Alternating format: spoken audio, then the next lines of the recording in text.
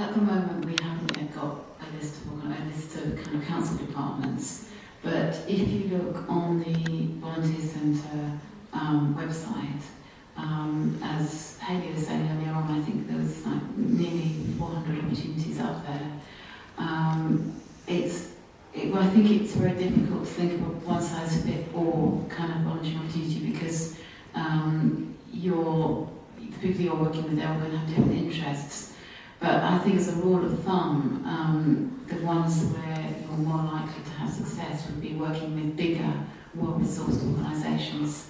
And it might not necessarily be officer work, but it could, for example, be conservation work, where you wouldn't necessarily have to give such a big-time commitment. But what they might have to do is to do like a succession of one-off volunteering, again, where that might be easier, like for example, helping out at an event, where you don't need so much background information. I think it's the first placement or the first opportunity that's the hardest one to get. But then once someone's done the volunteering in the first place, then they've got a track record and it will open doors for them to go somewhere else.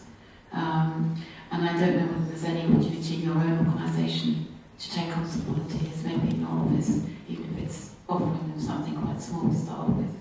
So, when we look at placement opportunities for people, say for example a 2-week placement, what's the difference in throwing the word placement around and in volunteer?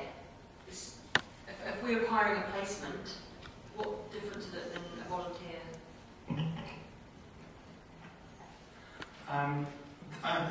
In general, I think there's quite a big difference, which often isn't appreciated, between volunteering and work experience or work placement. Whereas work experience is, as the name says, it's meant to be about getting a work-life experience. And it should be, to a degree, feel like work.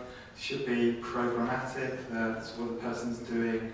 Should have very clear outcomes and be so you come out with something very useful that you can go on and say, well, I've done this. With volunteering, you can get all of that from it, but that's not the purpose behind it. Volunteer or work experience placements should be time limited, so it's quite clear that you'll be in for this length of time. Most volunteering roles are open-ended, and I think that there is sometimes quite confusion between the two. As I said, volunteering is very good for people getting work-like experience, but from the organisation's point of view, although they're going to accept that we're meant to train people and so on, they're not seeing it as being their role to be a form of training. They're seeing it as a mutual arrangement where they're taking someone in, the volunteer can provide work for them, they'll treat them well, provide them with training to carry it out, but they won't see it from that point of view as having this end goal.